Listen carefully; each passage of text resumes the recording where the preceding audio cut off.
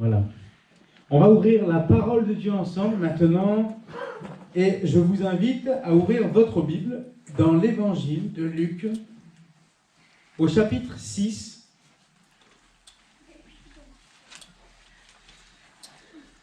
versets 40 à 49. Luc, chapitre 6, versets 40 à 49. Je vous laisse chercher le texte, si vous avez la Bible, prenez le temps, c'est important, même si vous prenez 3 minutes, peu importe pour moi.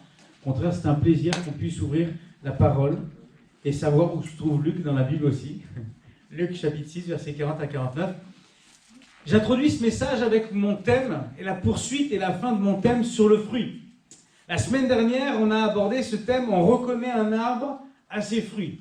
Mais on ne l'a pas vraiment exploité et approfondi puisque dans ma première partie, dimanche dernier, il était question déjà de savoir s'il était bon de porter du fruit ou de ne pas en porter. Quelle était la différence? Pourquoi est-ce si important de porter du fruit dans un premier temps? Aujourd'hui, donc dans la deuxième partie, nous allons voir effectivement cette question de la reconnaissance d'un arbre à son fruit. Et on va voir donc cette différence entre porter un mauvais fruit et porter un bon fruit.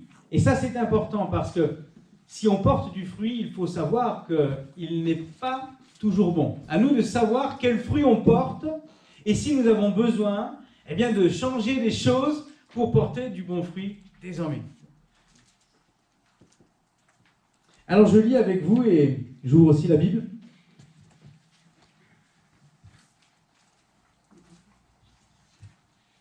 Luc 6, versets 40 à 49.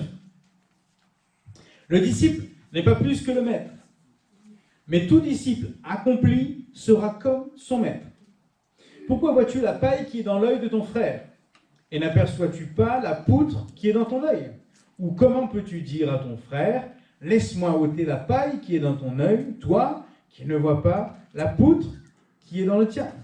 Hypocrite, ôte premièrement la poutre de ton œil, et alors tu verras comment ôter la paille qui est dans l'œil de ton frère.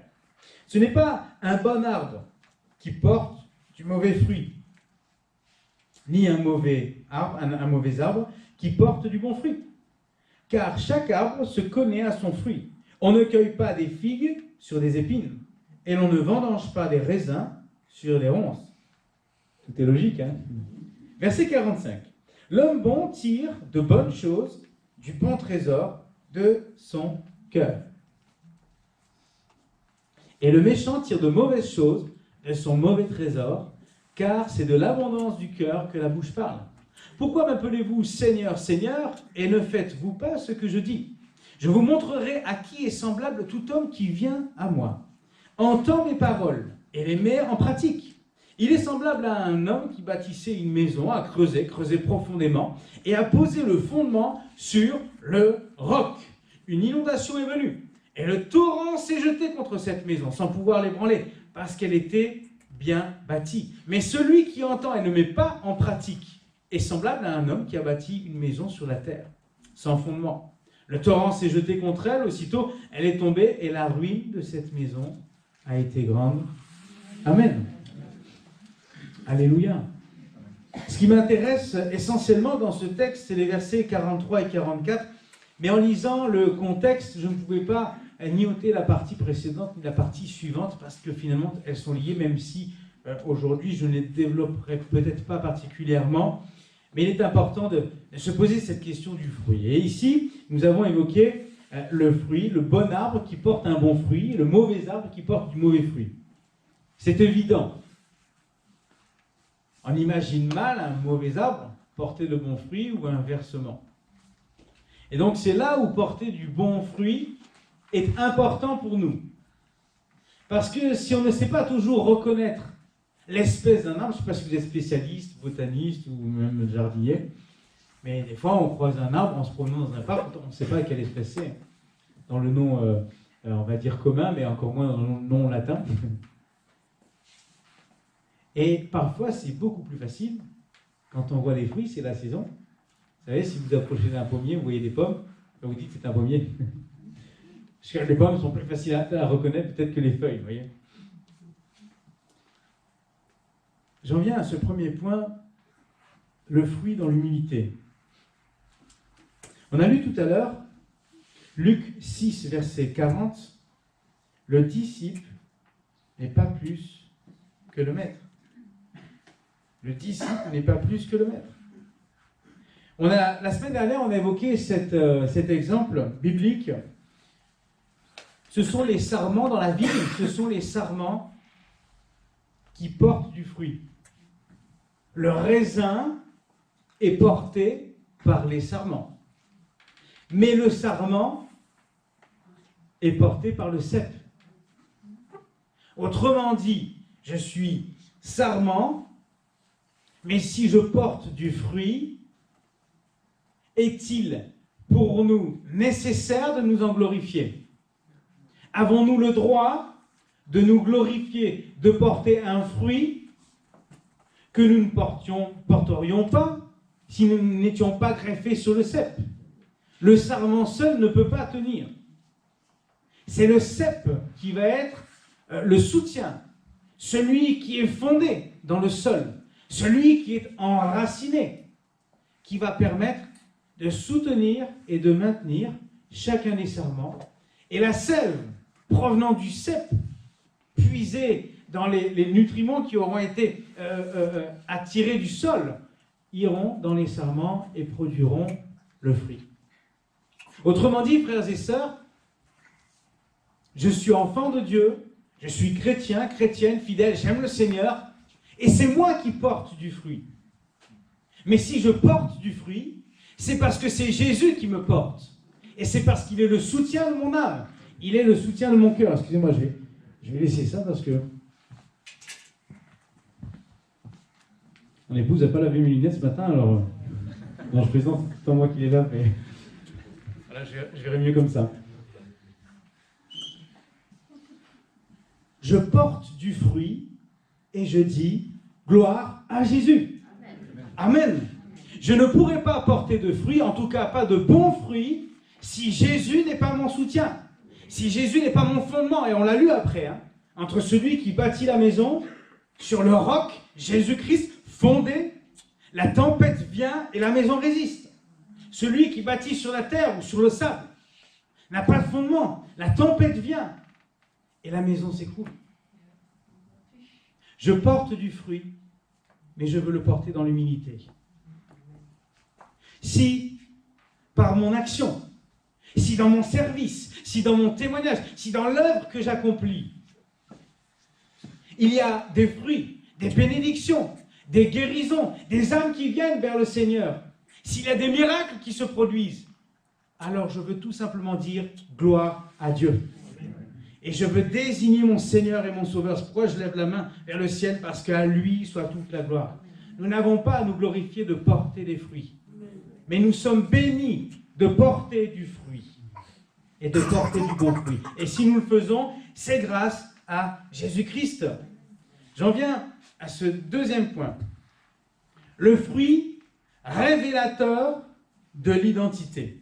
On a lu tout à l'heure, et je le relis pour vous, Luc 6, 43 à 44, ce n'est pas un bon arbre qui porte du mauvais fruit, ni un mauvais arbre qui porte du bon fruit, car chaque arbre se reconnaît à son fruit. On ne cueille pas des figues sur des épines et l'on ne vendange pas des raisins sur des ronces.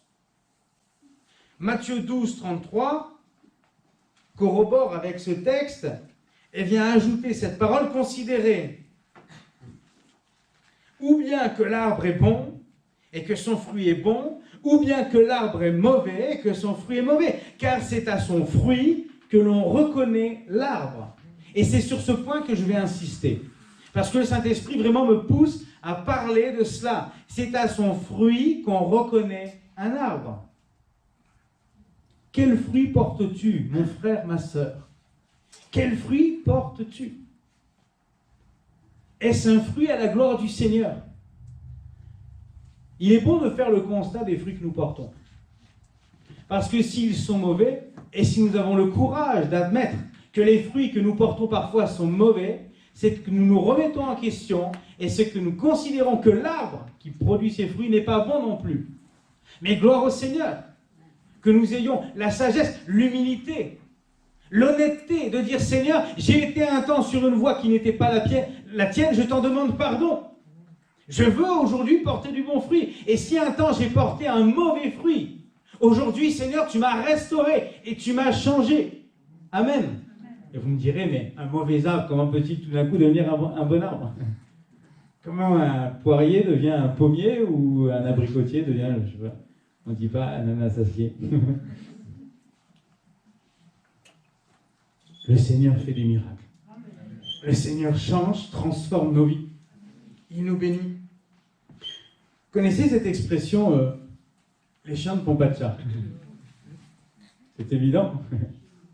Moi, quand j'avais des élèves encore, il y a quelques années, souvent je voyais un petit peu le comportement des enfants, tout ça, et puis quand j'avais un entretien avec le parent, bon, je me disais, ah oui, c'est bien son papa, hein, ou c'est bien sa maman.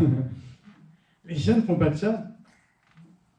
Sans être spirituel, il sera toujours difficile de déterminer l'authenticité de quelqu'un ou de quelque chose, sa nature bonne ou mauvaise. Il y a deux choses qui peuvent nous éclairer. Les fruits qu'on produit révèlent ce que nous sommes. C'est ce que je disais.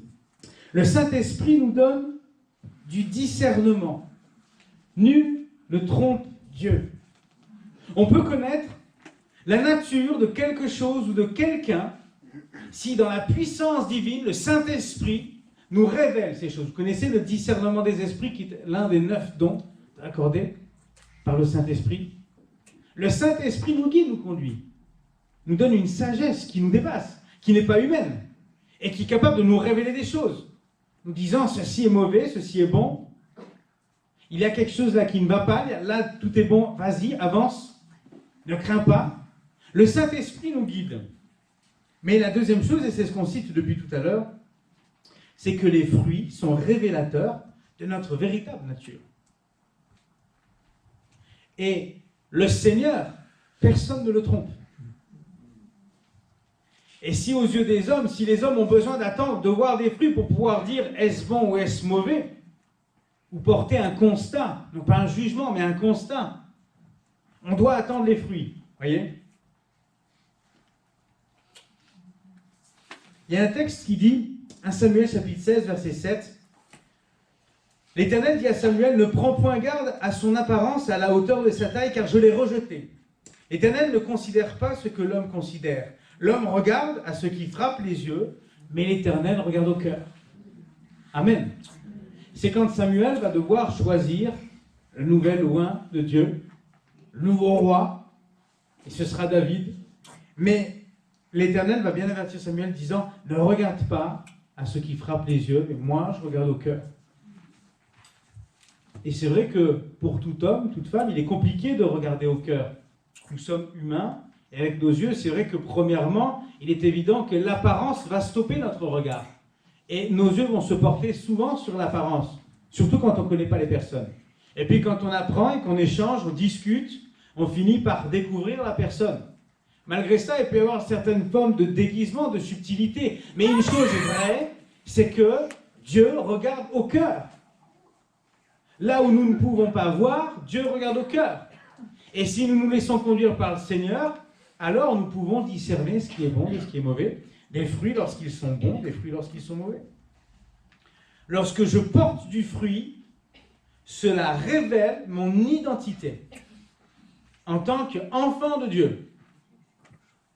C'est pourquoi j'ai besoin de porter un bon fruit, parce qu'il révélera en moi cette nature de fils, de fille de Dieu, disposé à son service, à son témoignage, ancré dans la vie spirituelle, dans la vie chrétienne, et tout ça pour la gloire du Seigneur.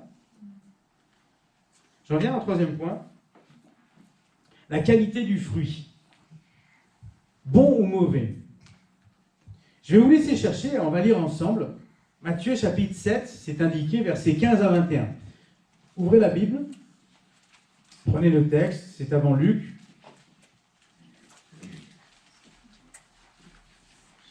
Matthieu, Marc, Luc. Matthieu chapitre 7, premier livre du Nouveau Testament, versets 15 à 21. Sur la diapo, là, vous avez remarqué quel était le mauvais arbre et le bon arbre, j'espère. Même si c'est petit, hein. Voilà. Gardez-vous des faux prophètes. Ils viennent à vous en vêtements de brebis, mais au-dedans, ce sont des loups ravisseurs. Vous les reconnaîtrez à leurs fruits. Cueille-t-on des raisins sur des épines ou des figues sur des chardons?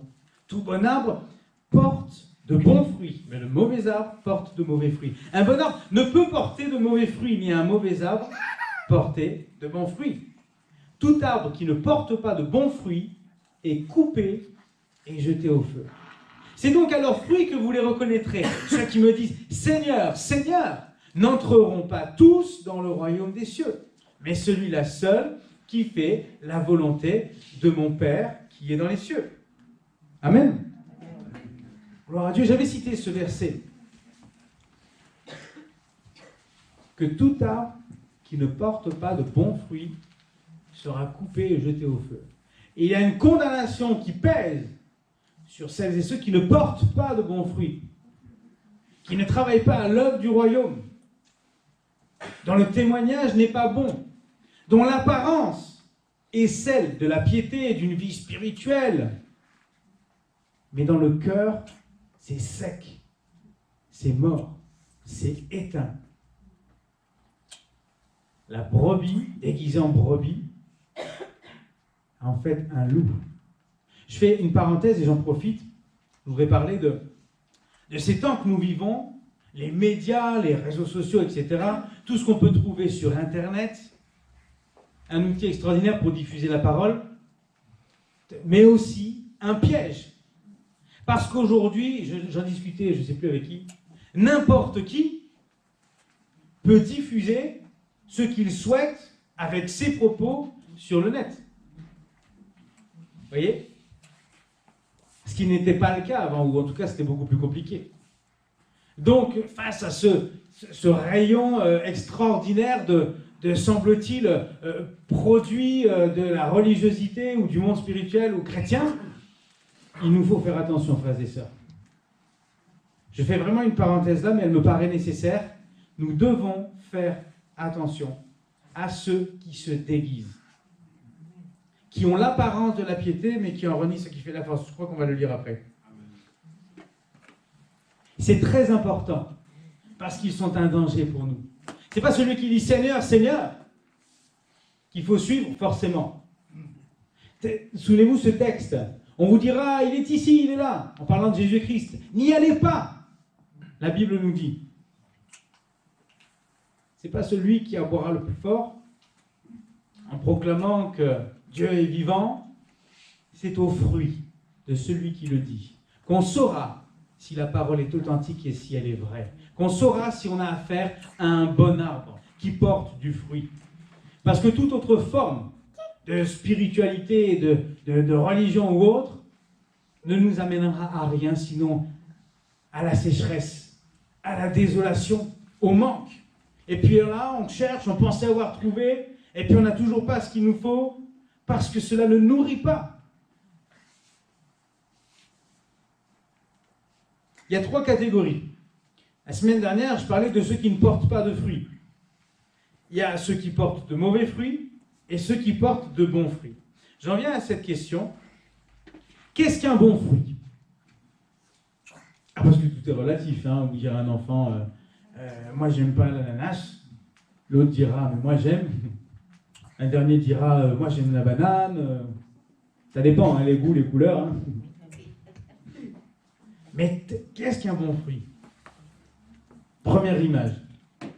Un bon fruit est goûteux. Il a du goût. Il est aussi nutritif. C'est-à-dire, une fois que j'ai consommé le fruit, je me sens nourri et cela m'apporte ce dont j'ai besoin. Et portez bien cet exemple concret, l'image spirituelle que cela en donne du fruit. Hein. On est bien d'accord. Hein. Bon, mangez des fruits et des légumes si vous souhaitez, hein, c'est avec plaisir. Mais ici, il est question de notre vie spirituelle. Le fruit porté, il est goûteux, il est nutritif et il contient sa semence. Je reprends des points que j'avais vus la semaine dernière, c'est important. Si on n'a pas ces 3 choses-là, Je ne suis pas convaincu que nous soyons face à un bon fruit. Voyez ?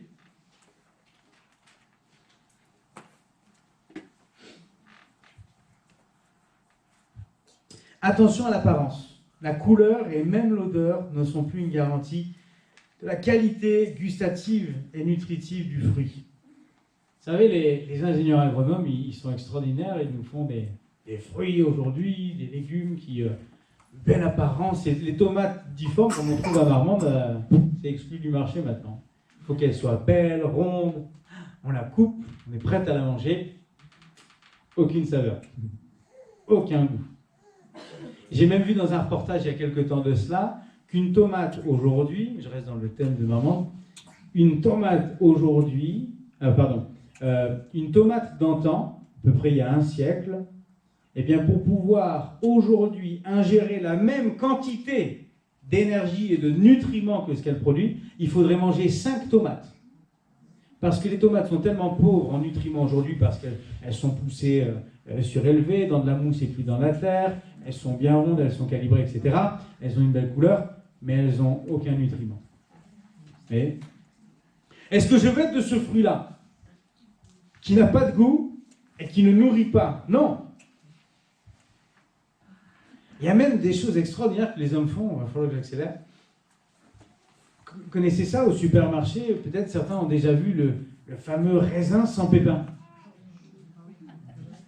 Ah oui, c'est dérangeant, hein, les pastèques sans pépins aussi, hein, parce que moi quand je mange, je ne veux pas qu'il y ait un pépin qui reste là, vous voyez. Après, ça me fait parler bizarrement. Ah non, c'est désagréable, hein. Est-ce que les hommes, ils ne peuvent pas nous créer un fruit, là, sans pépins, ce serait vraiment mieux pour nous? Les trêves de plaisanterie, est-ce que c'est la façon dont Dieu a conçu les choses? Un fruit sans sa semence, vous imaginez? Sans pouvoir de reproduction. Ce n'est pas biblique. Ça ne vous empêche pas d'en manger, hein, si vous souhaitez. Mais ce que je veux dire, c'est que si je porte du fruit et que dans le fruit que je porte, il n'y a pas de semence, je suis stérile. Et la vie spirituelle ne nous appelle pas à la stérilité, mais nous appelle à porter du fruit, à engendrer, à avoir une descendance. C'est la promesse biblique pour Adam et Ève. Quand ils ont une descendance, c'est une bénédiction du Seigneur. Porter du fruit, c'est une bénédiction du Seigneur. Toutes les femmes stériles dans la parole de Dieu, Anne, Sarah et autres, j'en passe, elles sont nombreuses. Il y a Marie. Dieu vient et annonce la fertilité là où il y a la stérilité. Parce que Dieu souhaite qu'on porte du fruit. Et que ce que nous produisons aille en grandissant et en se multipliant. Ça, c'est l'œuvre du Seigneur. Si mon fruit ne grandit pas, s'il ne produit pas d'autres fruits, d'autres arbres, si l'œuvre que Dieu fait au travers de moi, et si moi, je produis un fruit qui est sans semence, alors elle est stérile et elle s'arrête. Le jeune homme riche. L'homme riche, c'est dans Matthieu 19, au verset 16. « Voici un homme s'approchait et dit à Jésus, « Maître, que dois-je faire de bon pour avoir la vie éternelle ?» Eh bien, pour moi, le jeune homme riche, c'est comme ce raisin sans pépins. Il a produit un fruit, il observe la loi, il est fidèle au Seigneur, il observe les commandements, il les met en pratique, il le dit à Jésus-Christ. Il porte un fruit, mais un fruit stérile. Puisque tout ce que la loi, les textes de la parole de Dieu lui ont enseigné, aujourd'hui, il a fait le choix de ne pas aller dans l'aboutissement de ce qu'il a lu, mais de s'arrêter, stopper par son attachement à ses biens et à son argent. Le fruit qu'il produit est stérile. De Timothée, chapitre 3, versets 1 à 5, on peut y lire « Sache que dans les derniers jours, il y aura des temps difficiles, car les hommes seront égoïstes, amis de l'argent, fanfarons, hautains, blasphémateurs, rebelles à leurs parents. » Et c'est bien le culte pour les enfants aussi, hein, il y a des bonnes choses. « Ingrats, irréligieux, insensibles, déloyaux, calomniateurs, intempérants, cruels, ennemis des gens de bien, traîtres, emportés, enflés d'orgueil, aimant le plaisir plus que Dieu, ayant l'apparence de la piété, mais reniant ce qui en fait la force. Éloigne-toi de ces hommes-là. Je ne sais pas si ce texte fait référence exclusivement aux gens, à dire du dehors, aux gens du monde, de l'extérieur, à ceux qui n'ont pas la foi. Je me suis posé la question. Parce que s'ils ont l'apparence de la piété, est-ce que ce ne sont pas aussi des gens qui se disent chrétiens ou croyants?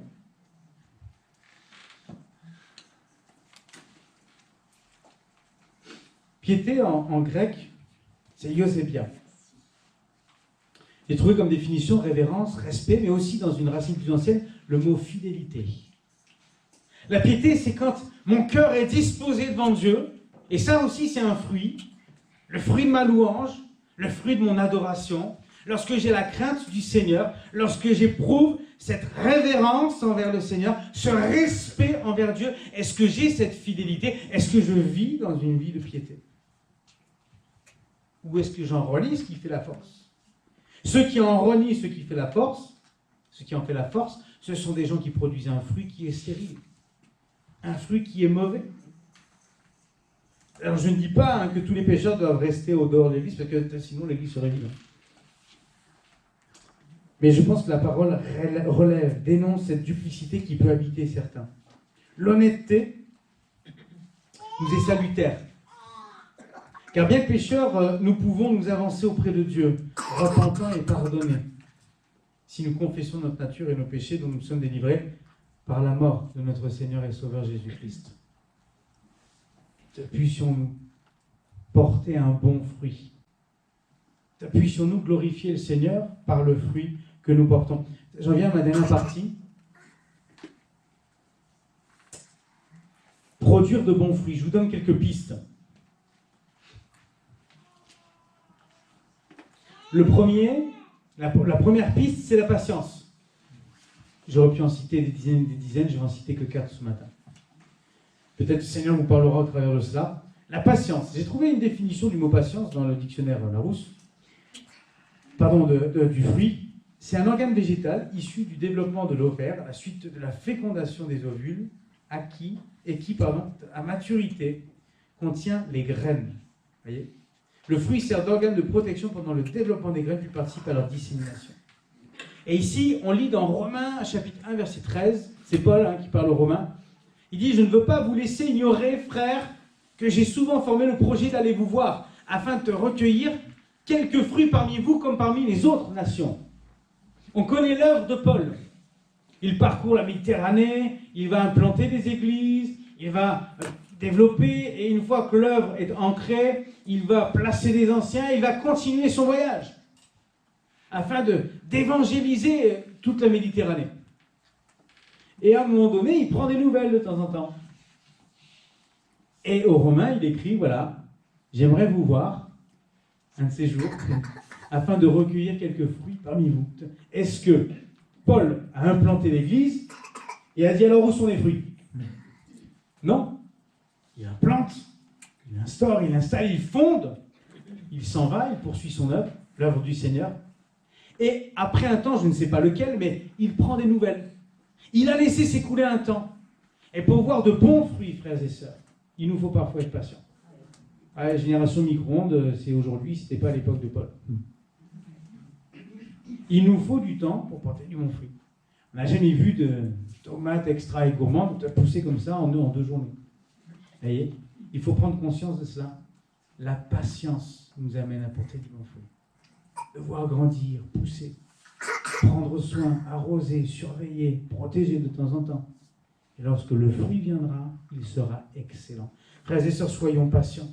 Si c'est dans l'épreuve, si c'est dans le désir de servir Dieu, peu importe.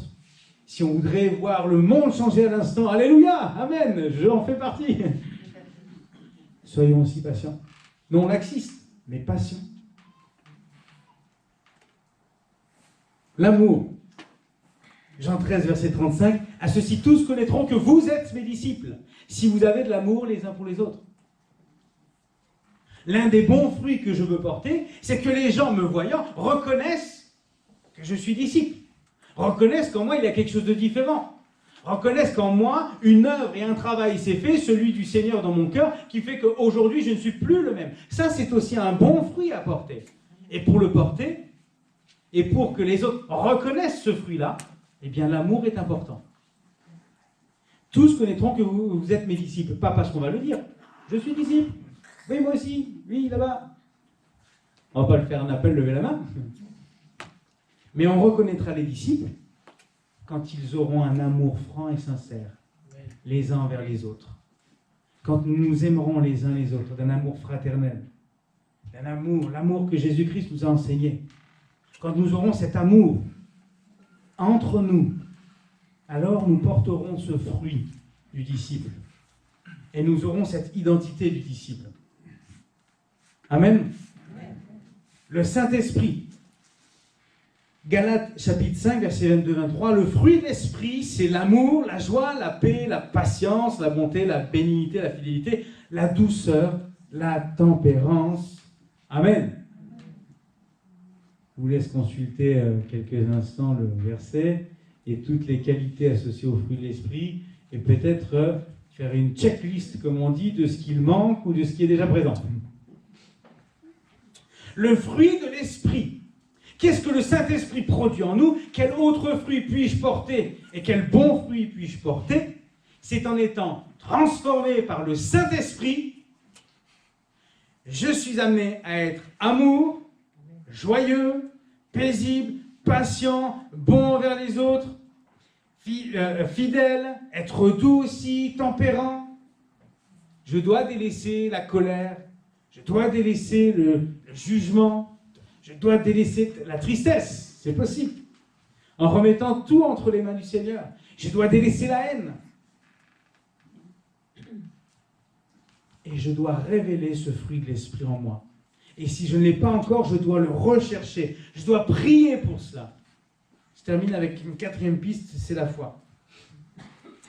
Toujours la Rousse concernant le fruit dit qu'une autre définition, le fruit c'est aussi l'effet, le résultat, produit, bon ou mauvais de quelque chose. Vous voyez? Même la Rousse le dit. Le fruit c'est l'effet, le résultat, produit, bon ou mauvais de quelque chose. Si j'ai travaillé dur et que je me suis appliqué, le fruit de mon travail sera récompensé à l'issue de ce travail-là parce que j'aurais pu concevoir, fabriquer ou réaliser.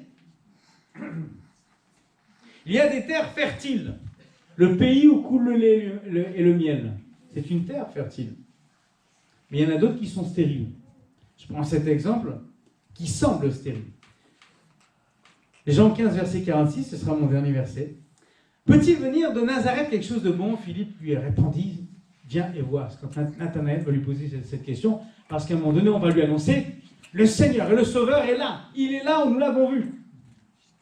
Et la réponse qu'on entendra, c'est, peut-il venir quelque chose de bon de Nazareth?